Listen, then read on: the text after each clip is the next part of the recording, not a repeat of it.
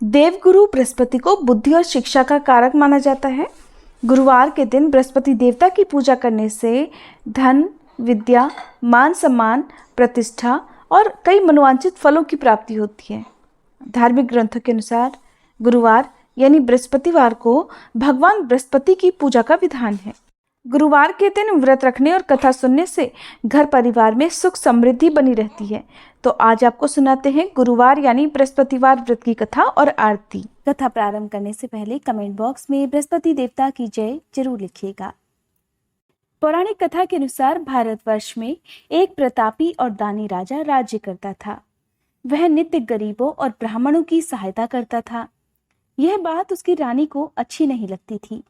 वह ना ही गरीबों को दान देती, ना ही भगवान का पूजन करती थी और राजा को भी दान देने से मना किया करती थी। एक दिन राजा शिकार खेलने वन को गए हुए थे तो रानी महल में अकेली थी। उसी समय बृहस्पति देव साधु वेश में राजा के महल में भिक्षा के लिए गए और भिक्षा मांगी। रानी ने भिक्षा देने से इनकार कर दिया और कहने लगी, हे साधु महाराज, मैं तो इस दान पुण्य से तंग आ गई हूँ। मेरा पति सारा धन लुटाता रहता है। मेरी इच्छा है कि हमारा सारा धन नष्ट हो जाए, फिर न रहेगा बांस और न बजेगी बांसुरी। साधु ने कहा, देवी तुम तो बड़ी विचित्र हो। धन संतान तो सभी चाहते हैं। पुत्र और लक्ष्मी तो पापी के घर में भी होनी चाहिए। यदि तुम्हारे पास अधिक धन है तो भूखों को भोजन दो, प्यासों के लिए प्याऊ बनवाओ, मुसाफिरों के लिए धर्मशालाएं खुलवाओ। जो निर्धन अपनी कुंवारी कन्याओं का विवाह नहीं कर सकते, उनका विवाह करा दो। ऐसे और कई काम हैं जिनके करने से तुम्हारा यश लोक परलोक में फैलेगा। परंतु रानी पर उपदेश का कोई प्रभाव न पड़ा।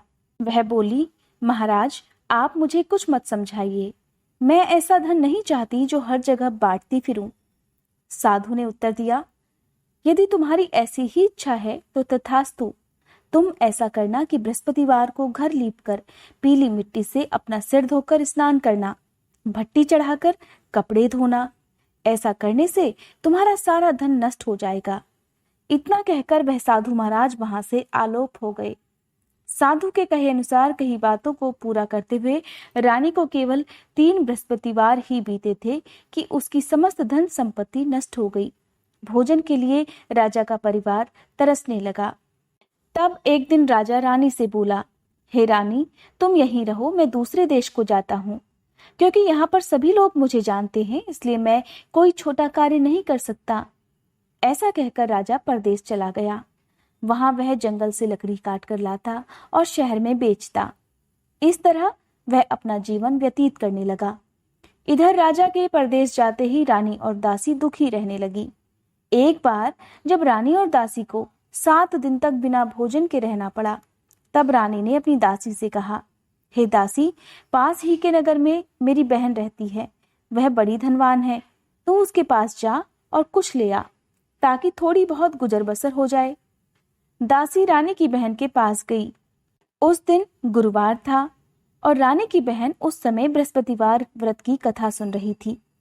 दासी ने रानी की बहन को अपनी रानी का संदेश दिया, लेकिन रानी की बड़ी बहन ने कोई उत्तर नहीं दिया। जब दासी को रानी की बहन से कोई उत्तर नहीं मिला तो वह बहुत दुखी हुई और उसे क्रोध भी आया। दासी ने वापस आकर रानी को सारी बात बता दी। सुनकर रानी ने अपने भाग्य को खूब कोसा। उधर रानी की बहन ने सोचा कि मेरी बहन की दासी आई थी, परंतु मैं उससे नहीं बोली, इससे वह बहुत दुखी हुई होगी।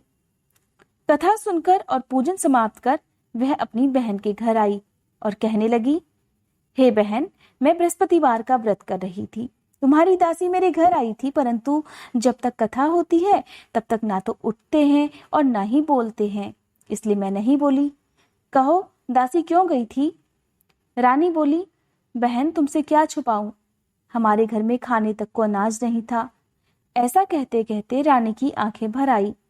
उसने दासी समेत पिछले 7 दिनों से भूखे रहने की बात अपनी बहन को विस्तार पूर्वक सुना दी। रानी की बड़ी बहन बोली, देखो बहन, भगवान बृहस्पति देव सबकी मनोकामनाओं को पूर्ण करते हैं। देखो, शायद तुम्हारे घर में अनाज रखा हो। पहले तो रानी को विश्वास नहीं हुआ, पर बहन के आग्रह करने पर उसने अपनी दासी को अंदर भेजा तो उसे सचमुच अनाज से भरा एक घड़ा मिल गया। यह देखकर दासी को बड़ी हैरानी हुई। दासी रानी से कहने लगी, हे रानी, जब हमको भोजन नहीं मिलता तो हम व्रत ही तो करते हैं, इसलिए क्यों ना इनसे व्रत और कथा की विधि पूछ ली जाए ताकि हम भी व्रत कर सकें। तब रानी ने अपनी बहन से बृहस्पतिवार व्रत के बारे में पूछा। उसकी बहन ने बताया, बृहस्पतिवार के व्रत में चने की दाल और मुनक्का से विष्णु भगवान का केले की जड़ में पूजन करें और दीपक जलाएं, व्रत कथा सुने और पीला भोजन ही करें, इससे बृहस्पति देव प्रसन्न होते हैं। व्रत और पूजन विधि बताकर रानी की बहन अपने घर को लौट गई। 7 दिन बाद जब गुरुवार आया तो रानी और दासी ने व्रत रखा। घुड़साल में जाकर चना और गुड़ लेकर आई, फिर उससे केले की जड़ और विष्णु भगवान का पूजन किया। अब पीला भोजन कहाँ से आए? इस बात को लेकर दोनों बहुत दुखी थे। क्योंकि उन्होंने व्रत रखा था, इसलिए बृहस्पति देव उनसे प्रसन्न थे।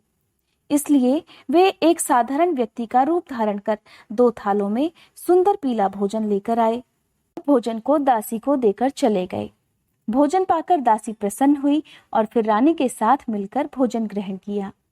उसके बाद वे सभी गुरुवार को व्रत और पूजन करने लगीं। बृहस्पति भगवान की कृपा से उनके पास फिर से धन संपत्ति आ गई, परंतु रानी पहले की तरह फिर से आलस्य करने लगी। तब दासी कहने लगी, देखो रानी, तुम पहले भी इस प्रकार आलस करती थी, तुम्हें धन रखने में कष्ट होता था, इसी कारण सभी धन नष्ट हो गया, और अब जब भगवान बृहस्पति की कृपा से धन मिला है तो तुम्हें फिर से आलस्य होता है। रानी को समझाते हुए दासी कहती है कि बड़ी मुसीबतों के बाद हमने यह धन पाया है, इसलिए हमें दान पुण्य करना चाहिए, भूखे मनुष्यों को भोजन कराना चाहिए और धन को शुभ कार्यों में खर्च करना चाहिए, जिससे तुम्हारे कुल का यश बढ़ेगा, स्वर्ग की प्राप्ति होगी और पितृ प्रसन्न होंगे। दासी की बात मानकर रानी अपना धन शुभ कार्यों में खर्च करने लगी, जिससे पूरे नगर में उसका यश फैलने लगा। बृहस्पतिवार व्रत कथा के बाद श्रद्धा के साथ आरती की जानी चाहिए। इसके बाद प्रसाद बांटकर उसे ग्रहण करना चाहिए। एक दिन दुखी होकर जंगल में एक पेड़ के नीचे राजा आसन जमाकर बैठ गया। वह अपनी दशा को याद करके व्याकुल होने लगा। उस दिन बृहस्पतिवार का दिन था। एकाएक उसने देखा कि निर्जन वन में एक साधु देवता प्रकट हुए। वह साधु वेश में स्वयं बृहस्पति देवता थे। लकड़हारे के सामने आकर बोले, हे लकड़हारे, इस सुनसान जंगल में तू चिंतामग्न क्यों बैठा है? लकड़हारे ने दोनों हाथ जोड़कर प्रणाम किया और उत्तर दिया, महात्मा जी, आप सब कुछ जानते हैं, मैं क्या कहूँ। यह कहकर वह रोने लगा और साधु को अपनी आत्मकथा सुनाई। महात्मा जी ने कहा, तुम्हारी स्त्री ने बृहस्पति के दिन बृहस्पति भगवान का निरादर किया था, जिसके कारण रुष्ट होकर उन्होंने तुम्हारी यह दशा कर दी। अब तुम चिंता को दूर करके मेरे कहने पर चलो तो तुम्हारे सब कष्ट दूर हो जाएंगे और भगवान पहले से भी अधिक संपत्ति देंगे। तुम बृहस्पति के दिन कथा किया करो। 2 पैसे के चने मुनक्का लाकर उसका प्रसाद बनाओ और शुद्ध जल से लोटे में शक्कर मिलाकर अमृत तैयार करो। कथा के पश्चात अपने सारे परिवार और सुनने वाले प्रेमियों में अमृत और प्रसाद बांटकर आप भी ग्रहण करो। ऐसा करने से भगवान तुम्हारी सब मनोकामनाएं पूरी करेंगे। साधु के ऐसे वचन सुनकर लकड़हारा बोला, हे प्रभु, मुझे लकड़ी बेचकर इतना पैसा नहीं मिलता जिससे भोजन के उपरांत मैं कुछ बचा सकूं। मैंने रात में अपनी स्त्री को व्याकुल देखा है। मेरे पास कुछ भी नहीं जिससे मैं उसकी खबर मंगा सकूं। साधु ने कहा, हे लकड़हारे, तुम किसी बात की चिंता मत करो। बृहस्पति के दिन तुम रोजाना की तरह लकड़ियां लेकर शहर को जाओ। तुमको रोज से 2 गुना धन प्राप्त होगा, जिससे तुम भली भांति भोजन कर लोगे और बृहस्पति देव की पूजा का सामान भी आ जाएगा। इतना कहकर साधु अंतर्ध्यान हो गए। धीरे धीरे समय व्यतीत होने पर फिर वही बृहस्पतिवार का दिन आया। लकड़हारा जंगल से लकड़ी काटकर किसी शहर में बेचने गया। उसे उस दिन और दिन से अधिक पैसा मिला। राजा ने चना गुड़ आदि लाकर गुरुवार का व्रत किया। उस दिन से उसके सभी क्लेश दूर हुए, परंतु जब दोबारा गुरुवार का दिन आया तो बृहस्पतिवार का व्रत करना भूल गया। इस कारण बृहस्पति भगवान उससे नाराज हो गए। उस दिन उस नगर के राजा ने विशाल यज्ञ का आयोजन किया और शहर में यह घोषणा करा दी कि कोई भी मनुष्य अपने घर में भोजन न बनावे, न आग जलावे। समस्त जनता मेरे यहाँ भोजन करने आवे। इस आज्ञा को जो न मानेगा उसे फांसी की सजा दी जाएगी। इस तरह की घोषणा संपूर्ण नगर में करवा दी गई। राजा की आज्ञा अनुसार शहर के सभी लोग भोजन करने गए, लेकिन लकड़हारा कुछ देर से पहुंचा, इसलिए राजा उसको अपने साथ घर लिवा ले गए और ले जाकर भोजन करा रहे थे। तभी रानी की दृष्टि उस खूंटी पर पड़ी जिस पर उसका हार लटका हुआ था। वह वहां पर दिखाई नहीं दिया। रानी ने निश्चय किया कि मेरा हार इस मनुष्य ने चुरा लिया है। उसी समय सिपाहियों को बुलाकर उसको कारागार में डलवा दिया। जब लकड़हारा कारागार में पड़ गया तो बहुत दुखी होकर विचार करने लगा कि न जाने कौन से पूर्व जन्म के कर्म से मुझे यह दुख प्राप्त हुआ है, और उसी साधु को याद करने लगा जो कि जंगल में मिला था।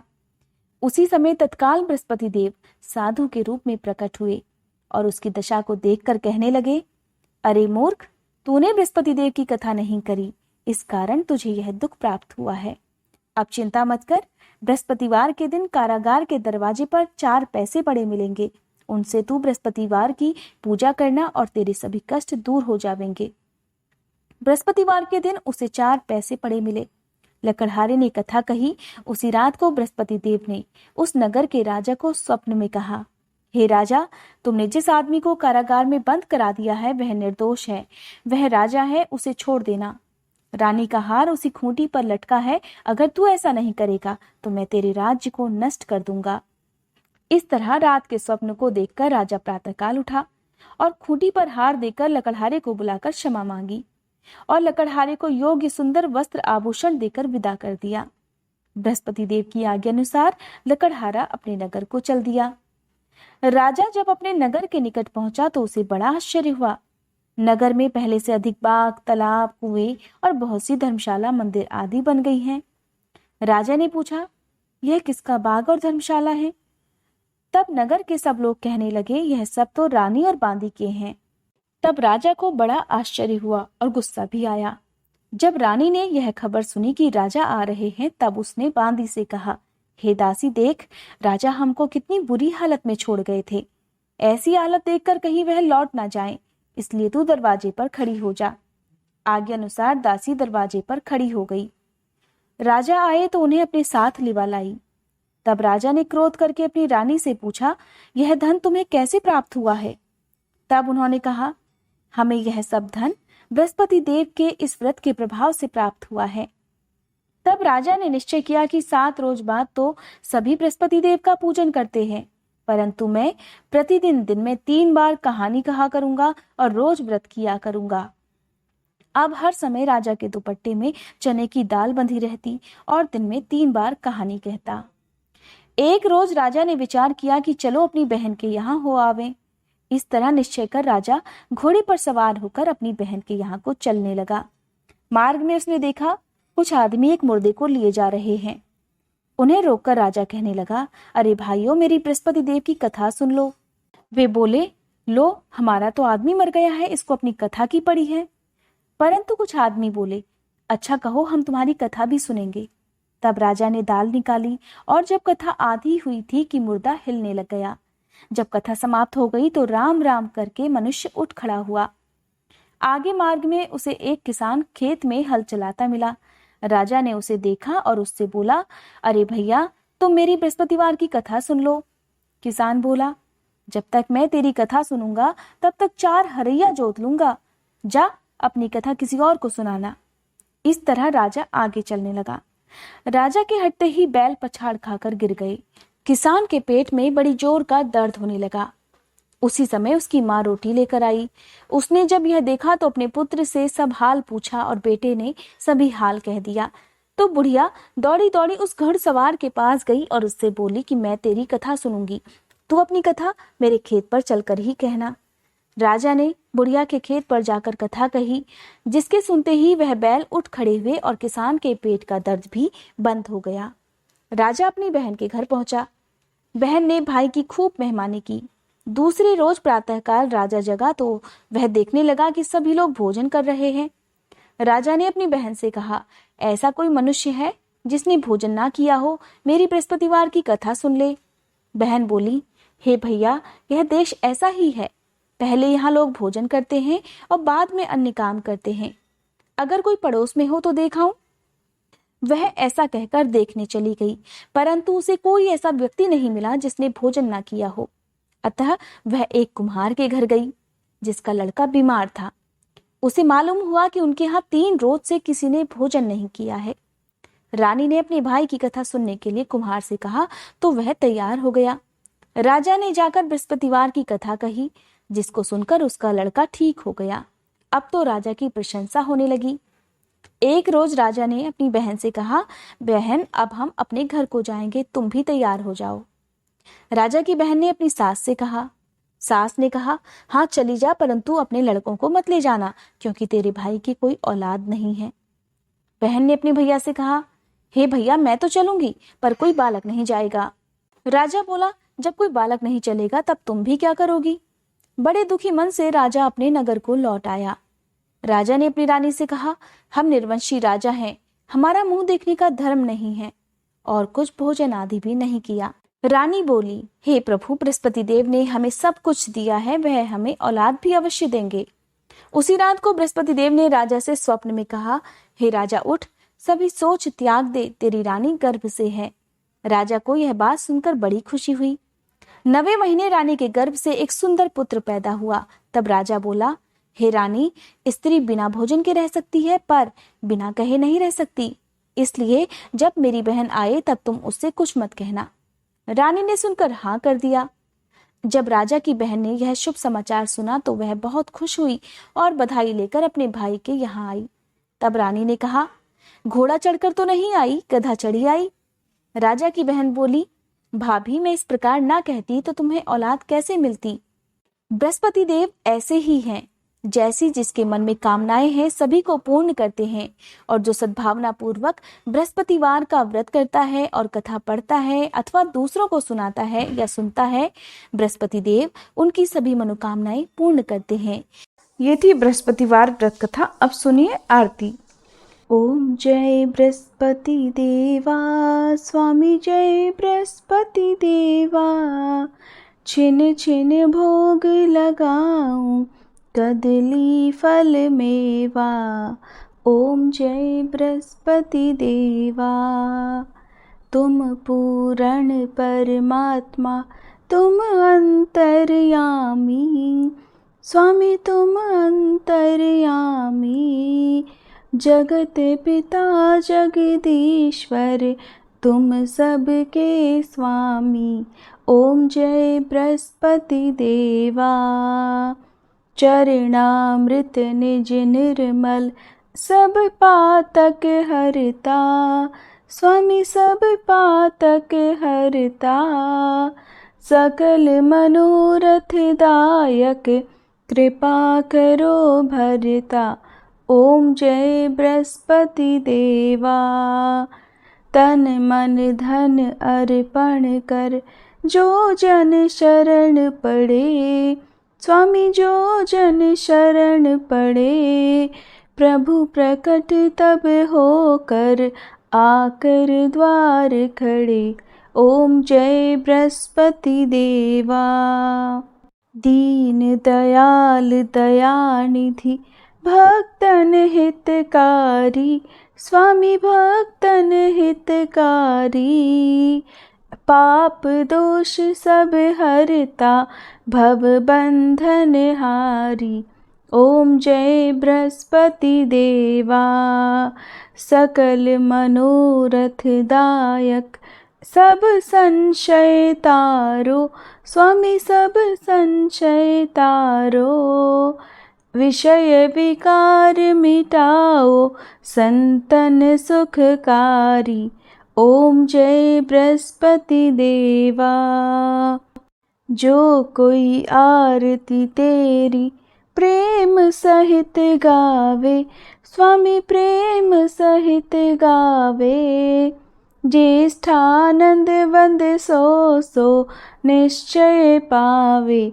ओम जय बृहस्पति देवा, ओम जय बृहस्पति देवा, स्वामी जय बृहस्पति देवा, छिन छिन भोग लगाऊं, कदली फल मेवा।